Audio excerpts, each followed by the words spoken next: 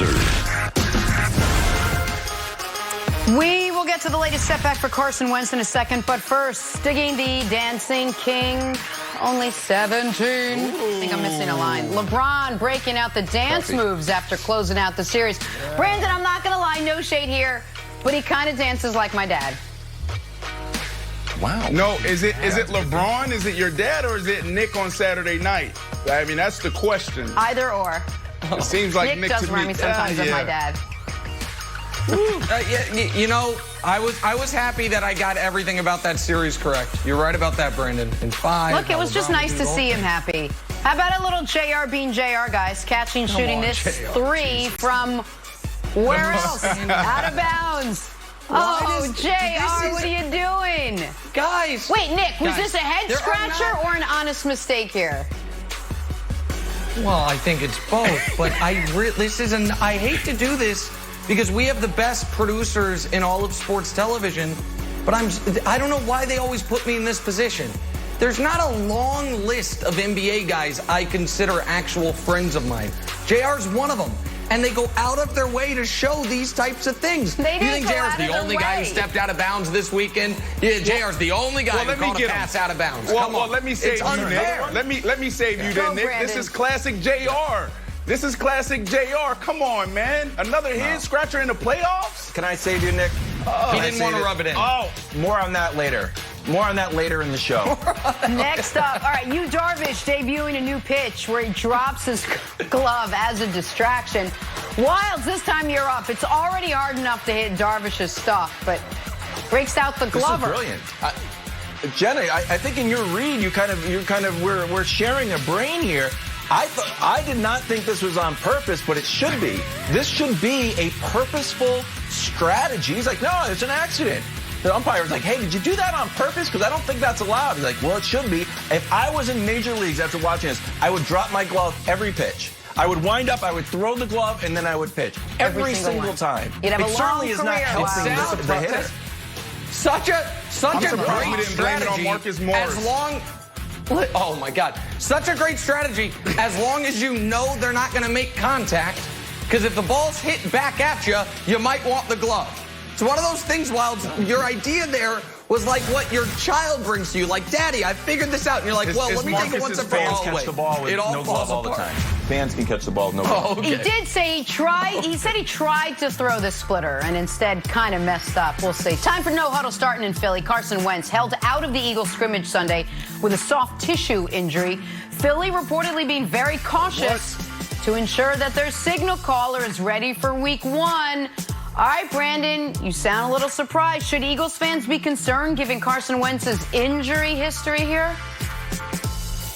hell yeah, they should be concerned. I mean, how do you have a soft tissue issue? I can't even say it.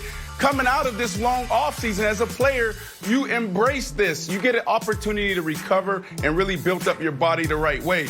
If you check out this kid's injury history, it's really concerning. Now, injury is a part of sport. It's inevitable, especially when you look at football players. But go back to 2015. This is unbelievable. You know, because when you look around the league, you got the Russell Wilsons of the quarterback position. You got Eli Manning. You got Brett Favre, and these guys did a tremendous job of sticking and standing upright. Carson Wentz, man, it makes me wonder how long he has to go, and it makes me even think about Andrew Luck. Andrew Luck was beat down mentally. Andrew Luck was beat down physically, and then he ended up walking away from the game. Now, I'm not trying to go there right now, but this quarterback has been beaten and brutalized for a very long time. It's time for them to figure this out. Okay. I'm going to say this is not a big deal, Nick.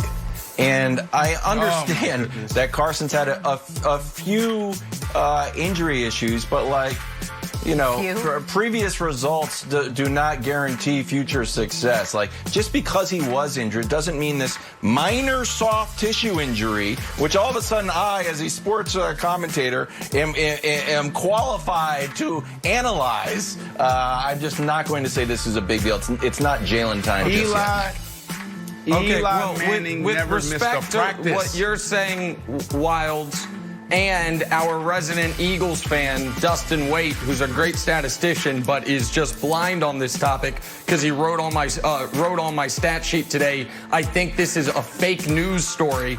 You both don't know what the hell you're talking about. Like, there's 32 teams in the league. There's 32 teams in the league. How many quarterbacks are dealing with an injury, missing practice? Best I can tell, it's one. And it's the one who has had trouble finishing seasons dating back to his second year in the league because of injury. Going into training camp, if you were to say to the Philadelphia Eagles, 2 guys you don't want to see miss time early, the first 2 names that would be listed are their quarterback and their first-round pick. Both are now out. Jalen Reagor got hurt in the same practice Carson Wentz missed. Right. Yep. And so, yeah, this is a concern. It's just, it's not, I don't think a soft tissue injury, you write off the season, but it's clearly a minor concern. soft tissue injury.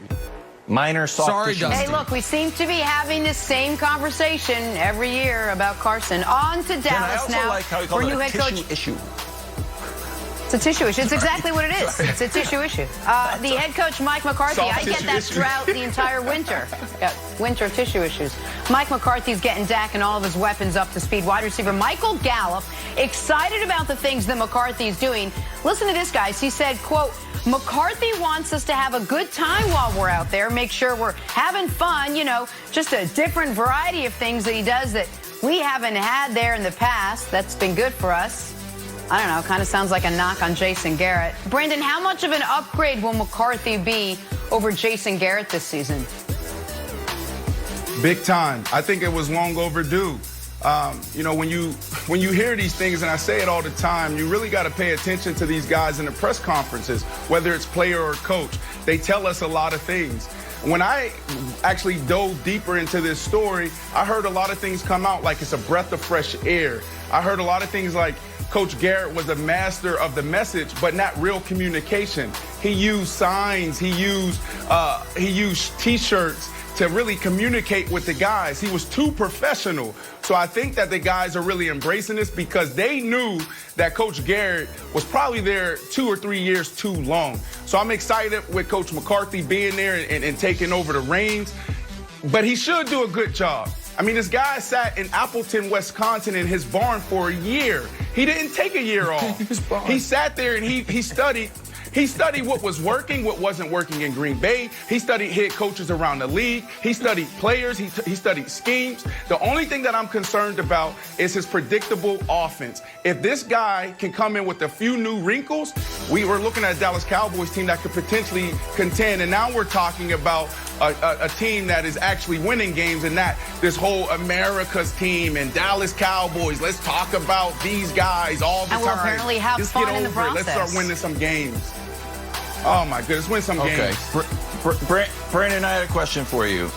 One, I think the Mike McCarthy in his barn watching every snap is not true. And I think he kind of admitted it. I think every once in a while he jumped on Netflix and watched, what is that called when you destroy the cakes? And you're like, what's it called? What's that show called, Jenna, when you destroy the cakes? Boss? Whatever it's called. I don't know. Made it? Anyways. Made it. All right, Brandon. Coach Garrett wasn't watching and he made it. Coach, man, yeah, he did. Yeah, I forgot the name of it. Coach. Nailed it is the name of the Nailed it. There it is. Well, there's 12 Brandon, seconds. when Michael Gallup talks about having fun, is that an actual, like, I know I would want to have fun if I was on the Cowboys, but does that actually have a tangible benefit in the real season, having fun in practice? It does, because the makeup of the guy, the mentality of the player is different now. When I first got in the NFL, it was all about business. 8 o'clock team meeting. Coach Shanahan walked in that meeting. Hey, guys, this is the objective of today. Today is third down. Today is red zone. We went into our segment meetings, and we dove deeper into that game plan. Now it's about entertainment. These guys have a different mentality. If you don't have music playing for these guys when you walk in, if you're not showing some type of hype video, some cool message on the video board, Pete Carroll shooting hoops, competing before, like, you lose the guy. And it really has everything to do with the makeup of these kids coming out of college today. I witnessed it.